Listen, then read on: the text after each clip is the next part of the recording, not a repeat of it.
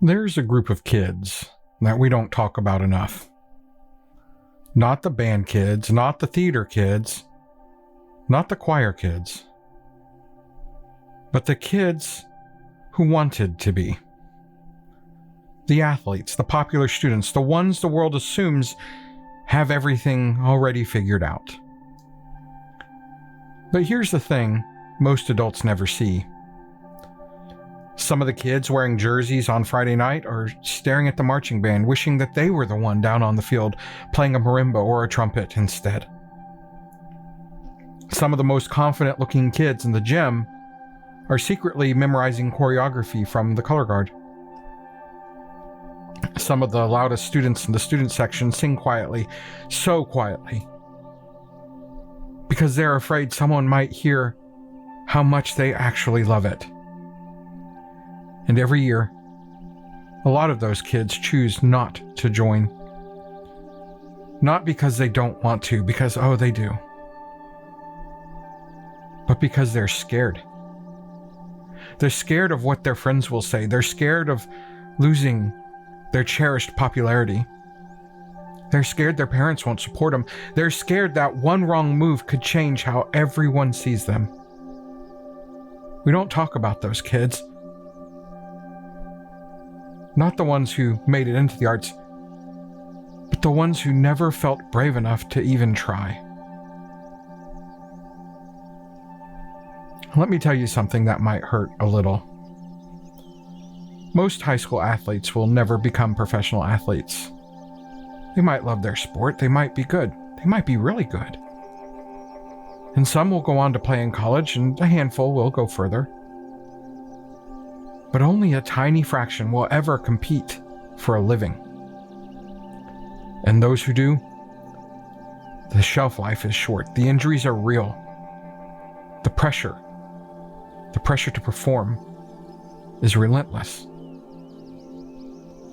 Meanwhile, the world is full of professional musicians, not just on Broadway or on big stages. There are music educators, recording engineers, composers, audio technicians, producers, church musicians, arrangers, touring players, clinicians, orchestral members, sound designers, marching arts professionals, even people who build instruments, mix tracks, tune pianos, write jingles, run studios. I mean, that world is much bigger, wider, and more diverse than most parents or students ever realize. But here's the important part. Probably the most important part. A child doesn't need to become a professional musician for the arts to change who they become as a human. Because the arts don't just build performers, they build adults. Adults who can speak the language of emotion. Adults who can collaborate without being the loudest person in the room. Adults who can communicate nuance, empathy, expression, and detail. You want to talk about the real world? Fine arts kids can walk into a job interview calmly and confidently because they've already stood in front of thousands of people with the spotlight on them. Fine arts kids learn discipline that lasts longer than any season. Fine arts kids learn how to take criticism without falling apart. Fine arts kids learn how to work as a team without needing a scoreboard to prove it. And that's where this gets personal, because every year we lose kids to public perception. Kids who say, I really want to try band, but I don't want people to make fun of me. Or, I love singing, but I just don't want to hear it from my teammates. Or the one that breaks my heart the most, the one that I hear more often than not. My parents say it's a waste of time. Let me ask you something. If your child is scared to try something they love because it might not look cool,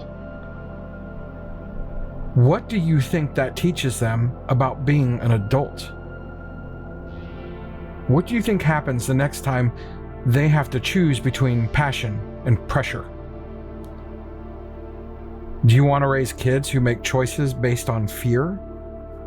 Or kids who make choices based on who they are and who they're becoming? Because the truth is this: popularity fades, status fades. That jersey that they proudly wear eventually comes off. And those Friday night lights, they go out. But the lessons stay, the friendships stay, the confidence stays, the ability to feel and connect and create. Those stay for life. And right now, sitting in classrooms and locker rooms all over the country, there are kids who are silently wishing they could be brave enough to step into the arts. So here's my message to them.